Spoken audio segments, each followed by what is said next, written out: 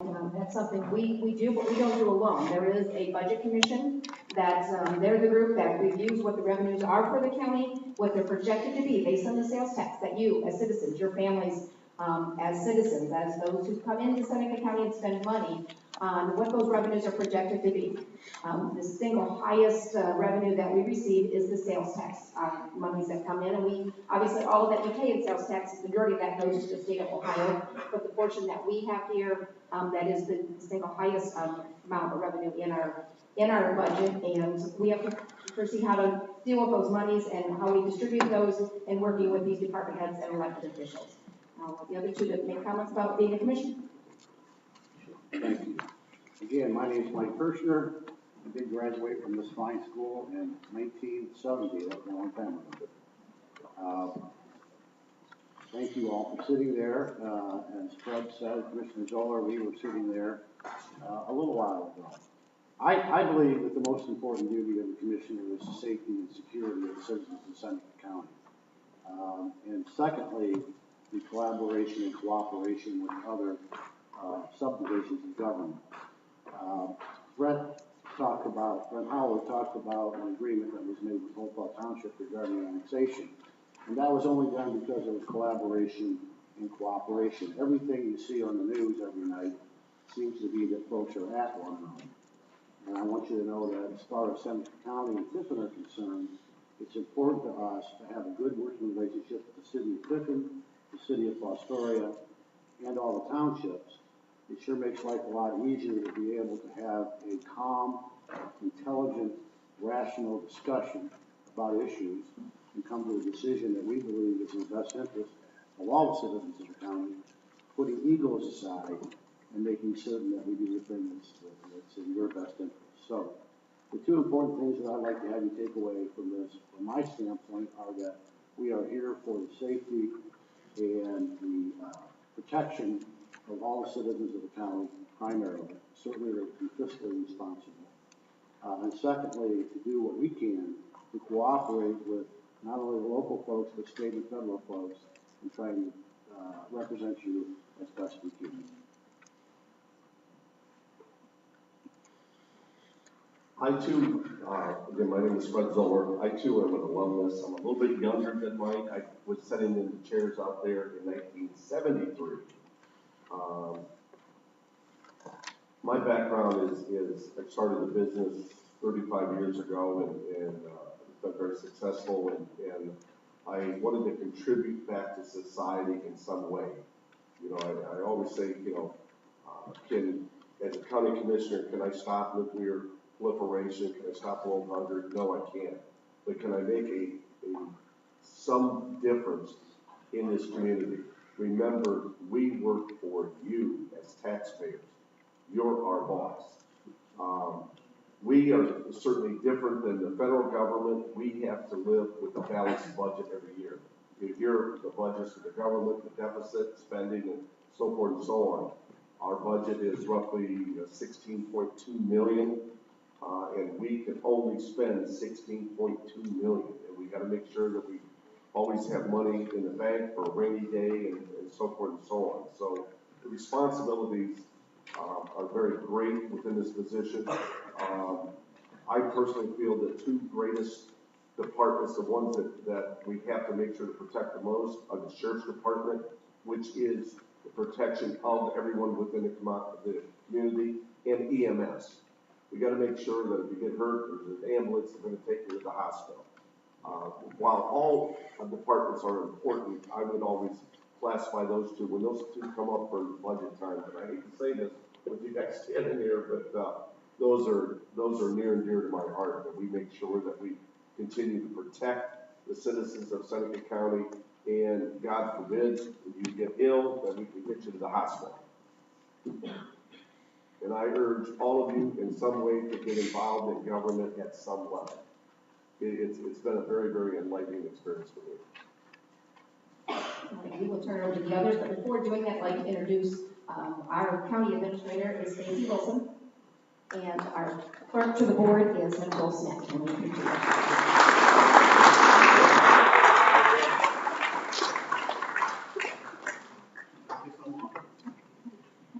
Hello, my name is Kevin Akers, I'm the EMS director for Hennepin County. What that means sounds like a big bunch of words, but really what it means is we provide ambulance service through a collaborative effort with the fire department and the sheriff's department to 11 of the 15 townships in Hennepin County. We work very closely with all the villages, all the townships, and the city. It takes a lot of planning and a lot of effort on the part of all of the EMT, paramedics, firefighters, and all of the above to get that done in an organized and safe manner. And I know you guys read about it or see it in the paper, see it on the news every day. You always see fire trucks and ambulances running together. We're always out there to take care of business. There's a long and arduous process to make that happen, and the things that we do cost money. And that's why we are very grateful to the commissioners and the city for providing us the budget and the infrastructure to get that done safely and keep you safe in your community, no matter where you live throughout the county. That's what we do. And there's a lot to it, but we manage to do it 24 hours a day, 7 days a week, 365 days a year, no days off. Well, Ken, I also think you should moonlight as Santa from the 24th and 25th. I'll probably shave this off for the summer, but it's my winter. Everybody's beating me up on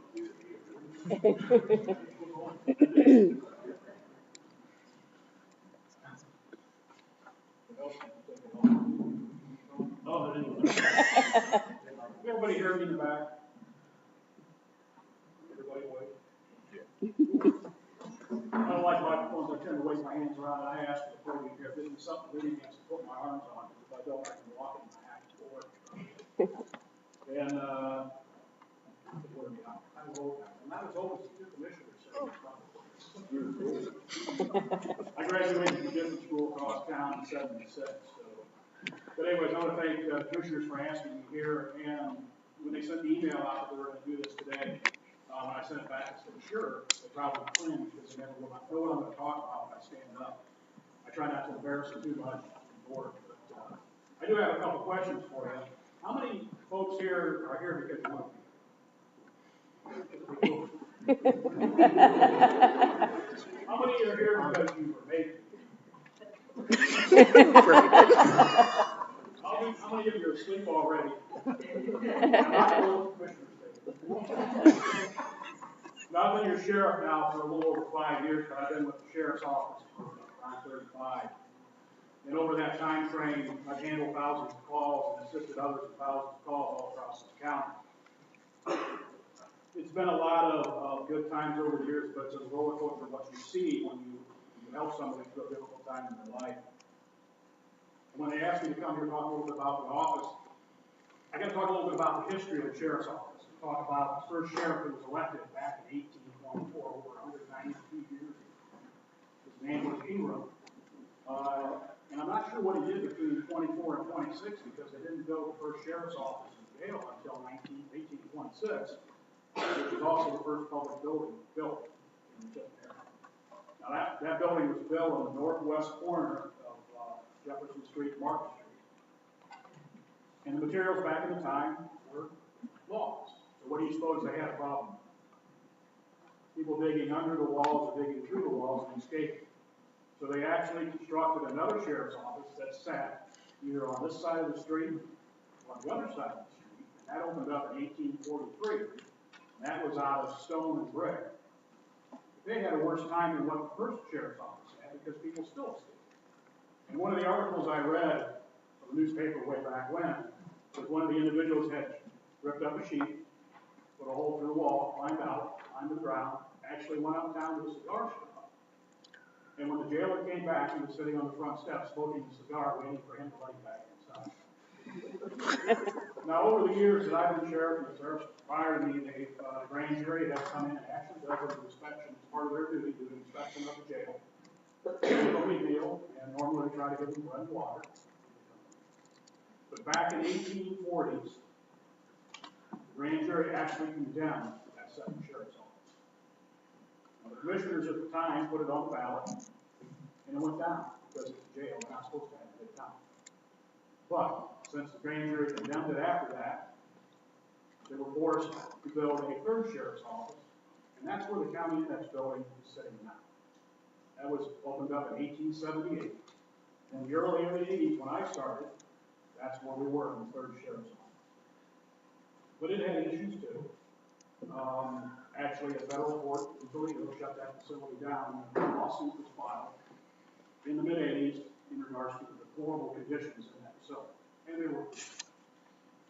The sheriff's office operated without a jail for a while. Then we took over the Tiffin Police Department, and Carl Runyon became sheriff.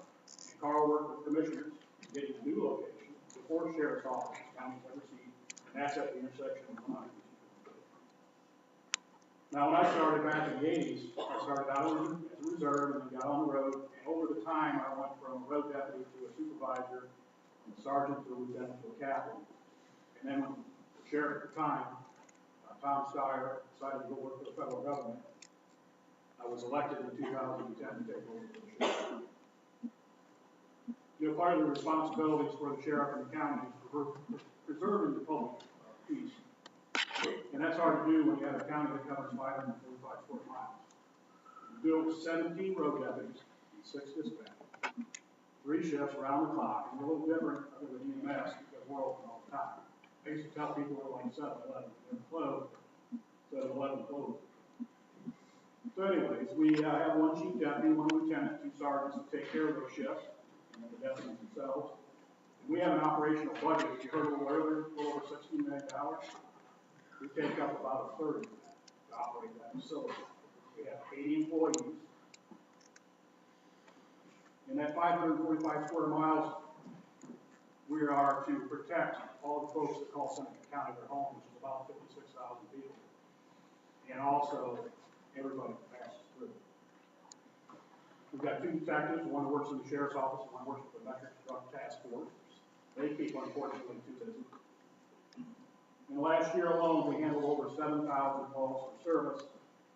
We also dispatched not only for our deputies, but we dispatched 13 fire departments, 11 squads, and 6 villages in the county. So dispatching can get pretty busy. One of the other responsibilities of the sheriff is to report security and service papers. If you've ever had the opportunity to walk in the annex building, you saw the deputy there with the metal detectors that you have to walk through. Also, the juvenile court, but in there for any reason, there's a deputy in there to take care of. So I had a lieutenant, 2 deputies to take care of, making sure that I'm safe. Also, we serve a lot of papers. I have a deputy that's assigned specifically for that 5 days a week, and she does an exceptional job doing so. I'm also in charge of jail operations. Anybody have a tour of the facility? As I said earlier, it's at 10224. I have 1 lieutenant who's the jail administrator, and 39 correction officers that they also work around the clock to take care of those individuals in that facility. Well, the jail was built originally for 65 beds, and increased over the years to 225 people living in housing. This morning we had 176. Since 1994, when that building opened up, we've booked over 56,000 people in that facility. We have a kitchen, 5 cooks, 6 cooks, a dietitian that takes care of the meal plan for those folks 3 days a week, 7 days a week, 3 times a day. And they, depending on the amount of individuals we have, and we also prepare meals for the youth center, Bridges Community Academy, and North Central Iowa Educational Service Center, they prepare anywhere from 700 to 800 meals a day. We also house integrated detainees, and we've been doing so since Tom started the program back in 2001. Up until, I think, the end of last year, we generated for the county over $1 million. Pays for the housing, and transports, and medication, and court security that we do for those individuals. So while your tax dollars do take care of those folks, it's through the federal taxes you pay because we get reimbursed for that. Also responsible for the extradition process, the transport of inmates. The extradition process, if we have an individual formal process to bring the fugitive back to Seneca County to answer what they've done. And then over the years, we've been to over half of the lower states, 48 states, bringing folks back. Now, either we fly them and bring them back, or we drive, depending on the amount of miles it takes them. Usually in the wintertime, the more transport guys find somebody to get arrested in Florida, or somewhere warm, so they have a few days out of the winter. We also transport the inmates. When you see those guys going back from our office to the courts, we're taking inmates up to court hearing in one of the common police courts, or we could be taking somebody from Houston, that use of juvenile court.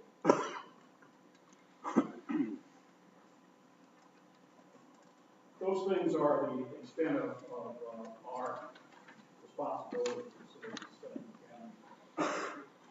And as you guys know, you're coming towards the end of your school year. And there's going to be prom parties and graduation parties. You guys have probably heard it already from the staff here, probably some of the seniors have gotten a letter in the mail, or your parents have gotten a letter in the mail. And the best thing I can tell you is, don't just go along with the decision because somebody else thinks it's a good idea. Think before you act. I've investigated far too many fatal crashes over the years.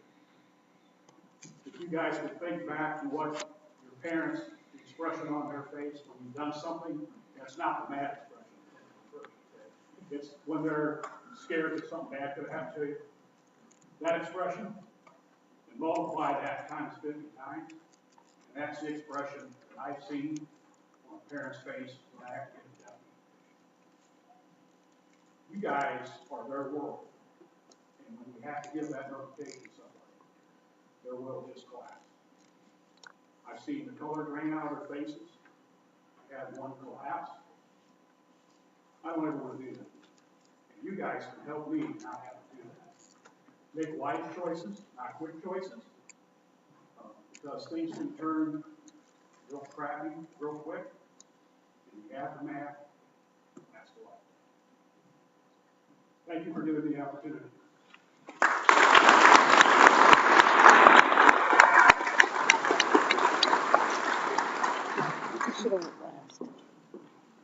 Okay, note to self, never follow the chair, because they'll get tears in my eyes. My name is Gina Berry, and I am the clerk of the Court of Common Pleas, better known as the clerk's office. The clerk's office has two divisions in it.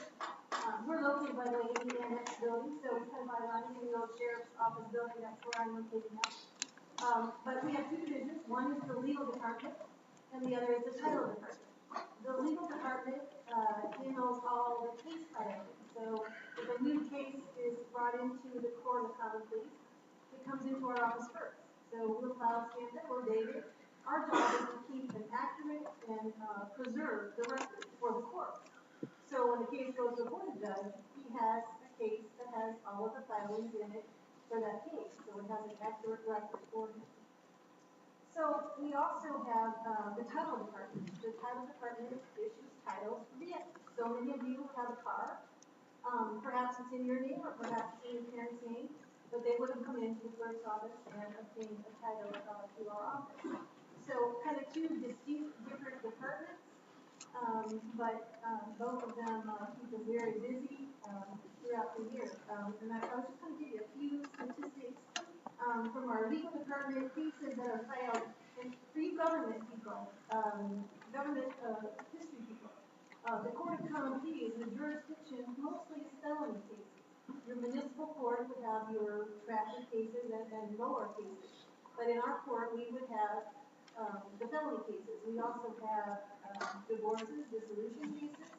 We also have civil lawsuits, so people are filing a case for money damages. Lately, we've seen a lot of credit card people who haven't paid their credit card bills. If the dollar amount is high enough, they will file that in our court. So we have a variety of cases that come through our courts. And I just want to let you know kind of what we had. Last year, we had 296 criminal cases. We had 342 civil cases and 276 domestic cases. Unfortunately, the criminal cases, while they're not as high as the civil cases, they have increased over the last couple of years. Total cases that we had last year were 2,160 cases. So you can imagine how many people were coming to the clerk's office. a lot of, papers and a lot of file folders full of thick papers. So, one other duty that the clerk's office handles as well is the court of appeal. If you have a case that's brought to any of the courts in Central County, whether it's Chipley Foster Municipal Court, or whether it's juvenile probate court, or whether it's a common pleas court, if you don't like the decision and you have a reason to appeal it, you appeal it to our 3rd District Court of Appeals, which is for Central County, and that's held in Lima. And those filings are filed in our clerk's office. So we file all of those filings in our clerk's office. And last year we had 42 cases that were appealed. The title of it, I'll just give you a few stats because I think this is so interesting. How many vehicles and car titles and manufactured home titles, watercraft boats. Last year we had over 15,000 titles that we processed through our office. So you can see there's a lot of paperwork there as well. And I did mention about the title office as well. We collect sales tax. So if you purchase a car and you have to pay sales tax to the government, we collect that for them. And last year we collected over $4.2 million just in tax. So you can imagine how much money goes through the clerk's office throughout the year. So thank you for allowing me to speak this morning, though I'm not a Calvert graduate. I was very welcomely warmed when I walked in, so that was very nice by 2 gentlemen that welcomed me here. So thank you again. Enjoy your day.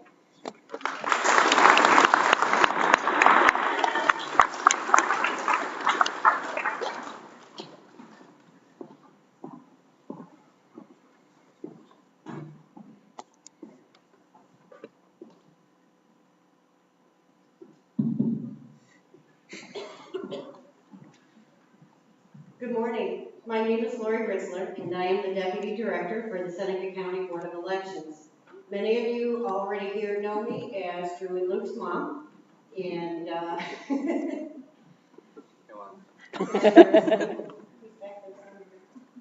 he's down crouched down. I was excited that we had this opportunity to come share about county government. I am new to county government, but I have learned a lot, and it's really very exciting. And also, any opportunity I have to embarrass my children, to get back at them for such things was a wonderful opportunity. But honestly, in a nutshell, it is the duty of the Board of Elections to conduct fair, transparent, well-audited elections for the citizens of Seneca County.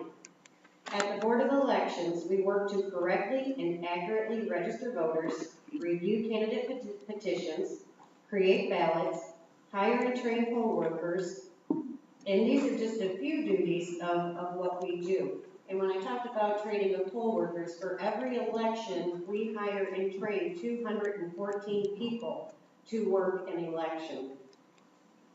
And if you want to kind of put it into perspective, I learned this very quickly as I came in for a primary, presidential primary. It was like preparing for a party for 32,000 people and not knowing how many are going to show up, but you have to be ready for that.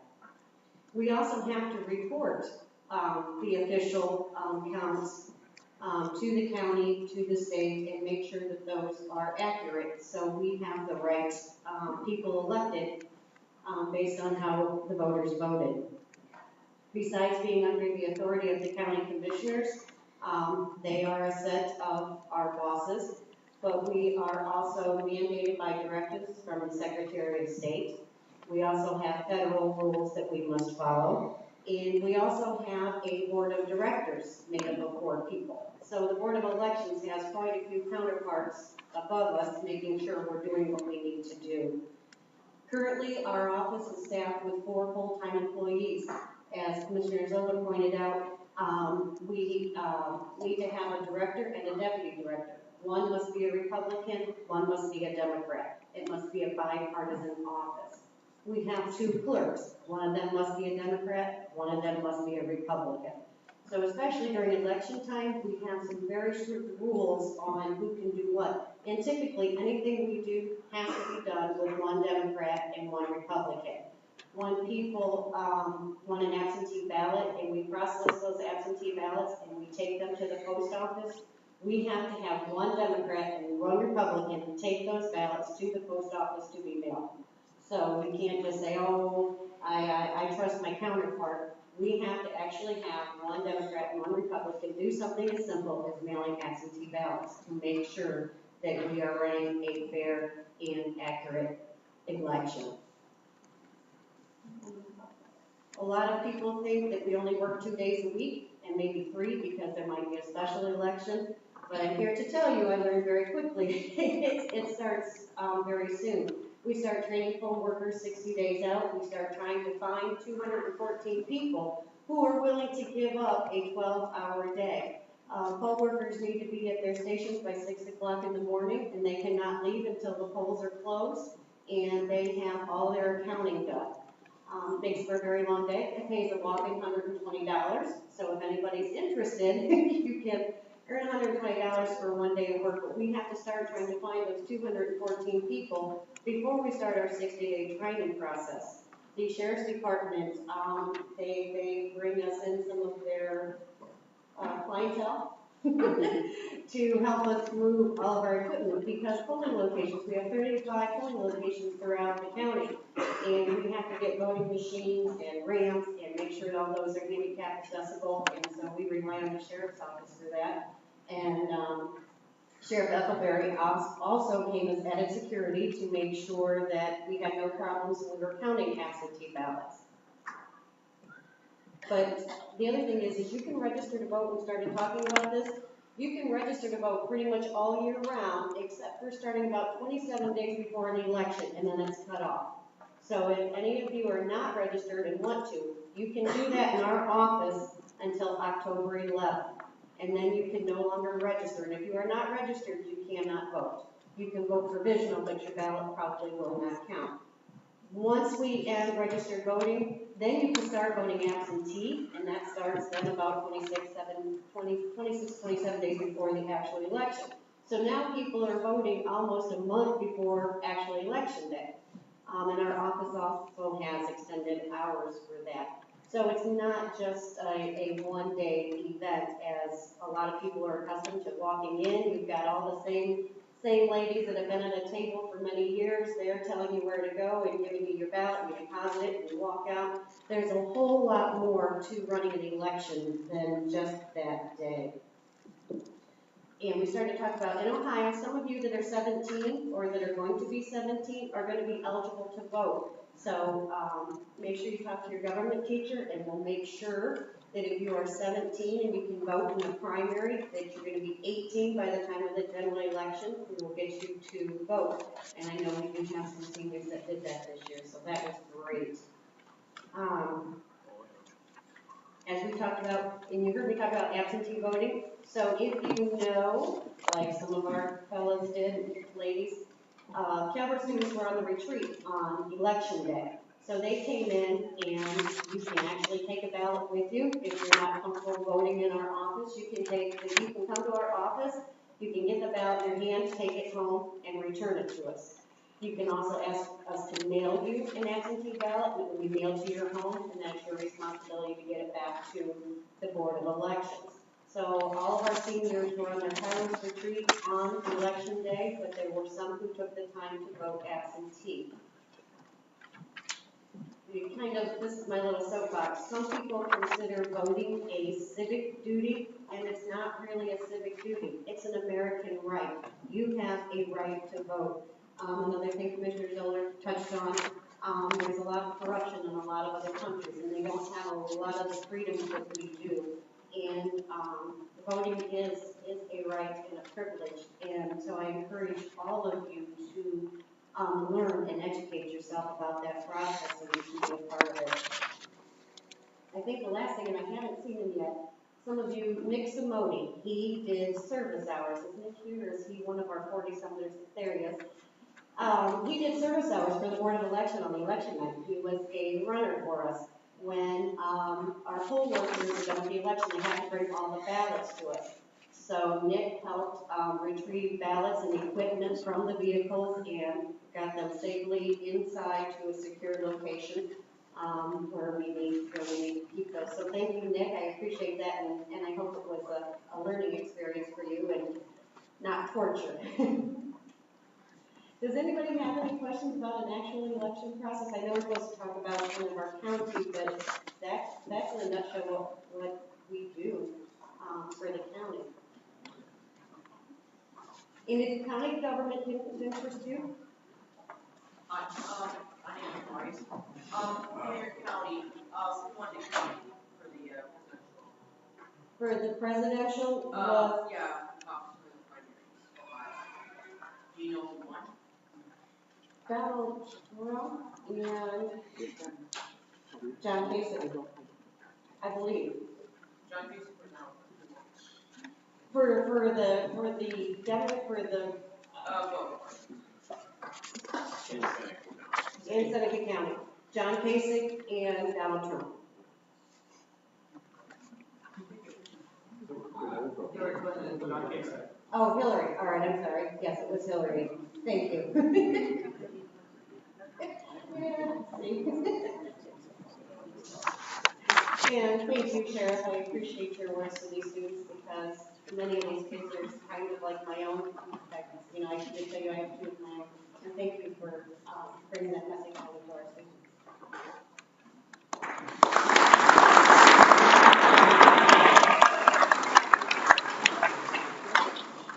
Mine, here, I oversee the maintenance department for the county, buildings and grounds maintenance. We have 6 employees, 7 total employees. We do everything from the cleaning of buildings, mowing grass, electrical, plumbing, TV, all the repairs. One other thing we do is we oversee a lot of contractors that we hire to do certain projects, whether it's remodeling buildings or putting new heating systems in and so forth. So ours is pretty much boots on the ground. You probably don't see this too much, but that's the maintenance department.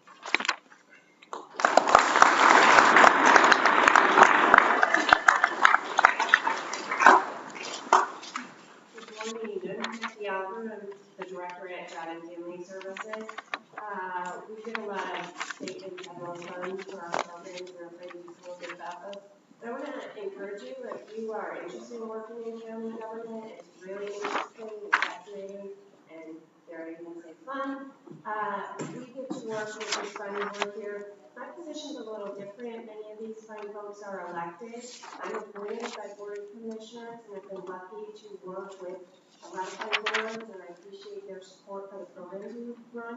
I might call Nikki to get a resolution or find out what the time is, we talk to the board, Stacy, I discuss issues with her, and say how and when could I present that to the board. These kind of folks, we look at the courts, the auditor takes care of our money. Law enforcement is gracious to help us when we're in difficult situations.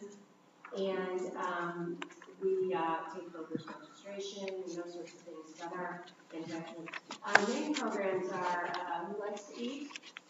We have food assistance for those who qualify, medical assistance cash, we do child and adult protection, we administer child support program. But probably my favorite thing that we do is we help people find jobs.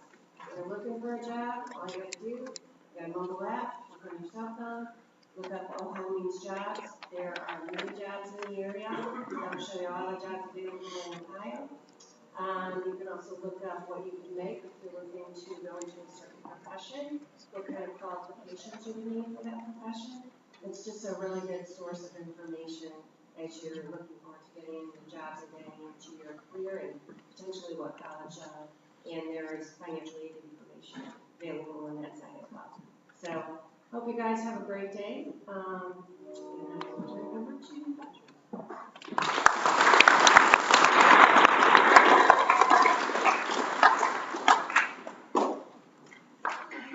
Good morning, almost afternoon. I'm Tara Balliet. I'm the Assistant Director at Seneca County Veteran Services. And I don't know if I have the first one, but I have the best job in the world. After the Civil War, Ohio, who had offered up many of her young men to go fight for the freedom of slaves, and they came home with terrible injuries. Well, the federal offer them financial assistance because they couldn't work anymore. Nobody knew how to get it. Well, that's what I did. I put veterans in touch with their benefits that they earn. I get to help them change their lives, find jobs, I direct them where they need to go, I help them enroll in college. There's not a whole lot I don't do when it comes to veteran benefits. So, if you know anyone who is a veteran and they're struggling a little bit, or if you are contemplating going into the military yourself, and you get home, don't hesitate, come out and see us, okay? So that's what we do.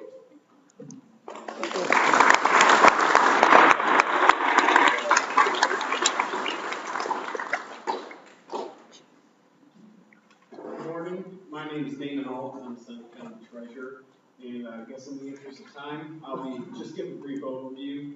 Our office is like one of the county offices, it's more administrative, because we directly follow what the ORC, the Ohio Revised Code, dictates as to how that office is going to be run. Versus the Commissioner's office, as you heard, they're legislative. They get to make policy, they make procedure, they handle the affairs of the county as a whole. Treasurer's office's main duties are the collection of real estate taxes, which I'm sure most of you are aware of. And actually, that's a pretty daunting task in itself, just handling that aspect of real estate tax collection. For example, I'll just give you a couple statistics. From January 1st through March 4th this year, we processed approximately 18,779 checks, totaling $25,574,284.46. We also processed approximately actual real estate tax payments. We processed 27,271 real estate coupons, just in that short time frame. So the Treasurer's office really is the conduit of all the cash that comes into the county. We safeguard that, handle the depository accounts, investment accounts, things of that nature for the county. And anywhere the amount of total county funds, depending on the time of the year when real estate taxes comes in, can be anywhere from 40 to 60 plus million. And some other things we do is just handle the pay-ins. All the various departments pay monies into the county. It comes through the Treasurer's office. We work closely with money departments. The Sheriff's Department collects bad checks for the Treasurer's office when that occurs. The Prosecutor's office handles the collection for any delinquent real estate taxes. So that's really, in a nutshell, what the Treasurer's office does. Thank you for the opportunity this morning to speak to you.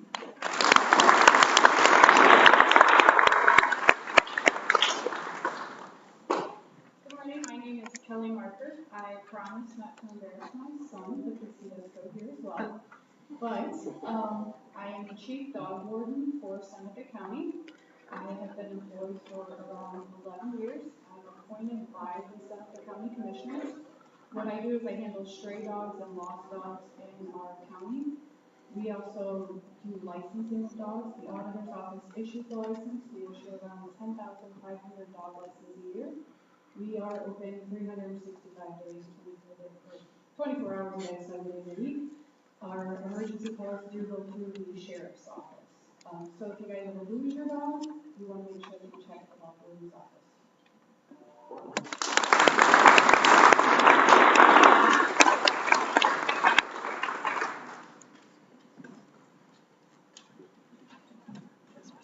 Good morning, my name is Beth Deesh, and I'm with the Seneca Conservation District.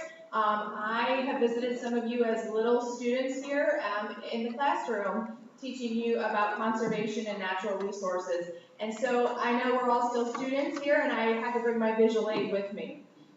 We work on farms in Seneca County, we work in the homes in Seneca County, and we work in the schools of Seneca County to conserve our natural resources. We do that because we're part of the community, we care about our resources, and we care about our future.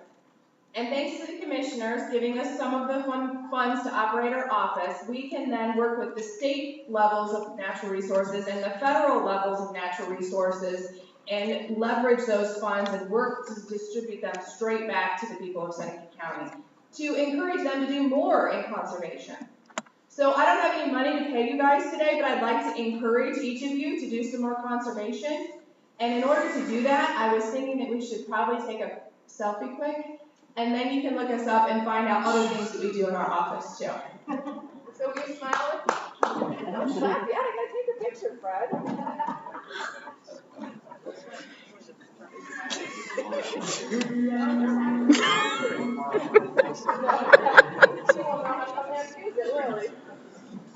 So say cheese. Cheese are in it, Fred. Thank you.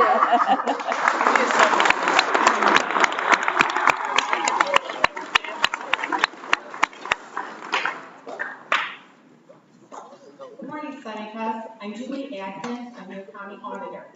Got 3 pages of information I wanted to share, but most of the other departments shared that. So I'm going to hit on a few things that probably you're familiar with. How many of you have a dog? Are they licensed? Good answer. Good answer. Guess what the #1 breed is in Seneca County? Lab. Lab. Exactly. What would be the second breed?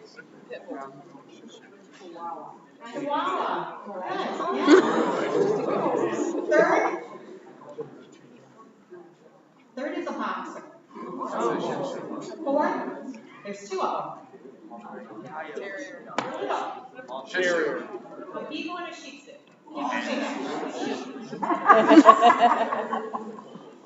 How many people have a car and buy gas? Okay, that's one of the departments that falls under the auditor's office. That's the Weights and Measures Division. I'm going to put my mom hat on for a minute. There's a big scam going around, and I just want you to be aware of it. Do not use a debit card at the gas pump. There are scammers, which means it's a computer chip that's been installed in gas pumps, not in Seneca County, but in counties throughout the state, that people are getting your information, stealing it, and if you use your debit card, you're out. If you use your credit card, you have a little bit of a safeguard. So, if you can pay in cash at any time, that's what you want to do. So, that was my mom, sorry. Along with that, when we certify it on the scales, we want to make sure that if you're paying for a gallon of gas, you're getting a gallon of gas. If you're paying for a pound of cheese, you're getting a pound of cheese. So when you see those seals, that means that that device has been inspected to make sure you're getting what you're paying for. We also certify at the county fair. We go out and certify the scale. So if you're showing beef feeder cap, that it actually weighs correctly so that you're fall in the right category.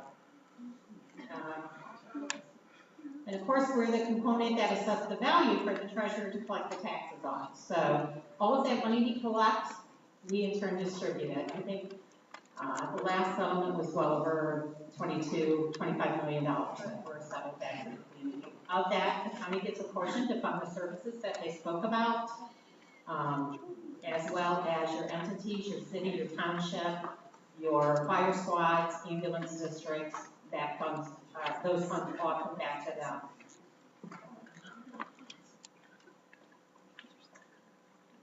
There's a lot of other information. Some of you are familiar. You've been in the office before.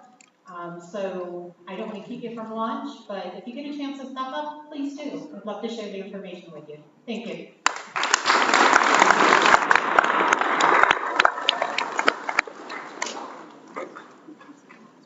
Good morning. I'm Derek Devine. I'm the Seneca County Prosecuting Attorney. Hopefully, you haven't met me. I wear 2 hats. We handle all adult felony prosecutions throughout the county. We handle all juvenile prosecutions through the Seneca County Juvenile Court. I also have a second hat, and that is we represent the commissioners, all the elected officials, in any dealings they have where they need a lawyer. We represent all 15 townships, all the trustees, and there's like 119 different entities that we represent throughout Seneca County. So we do 2 things in our office. I know we're short on time, but we have a website if you're interested, or if you want to stop up, we'd be happy to entertain you whenever you want to stop up. Thank you.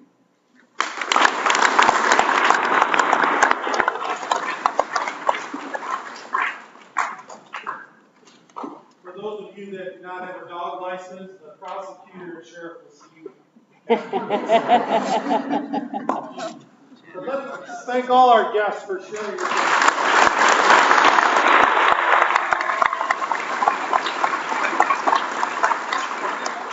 I think you all heard an overwhelming theme, and that is to be informed, obviously, and be involved in local government, county government. Mrs. Ritzler gave you information on registering to vote. In election year, we all know that attendance during election years tends to go up. But it's not only about electing officials for the various government positions. There's certainly levies and things that you need to be involved with, again, as you grow older and have a family, you become more involved in some of those local issues.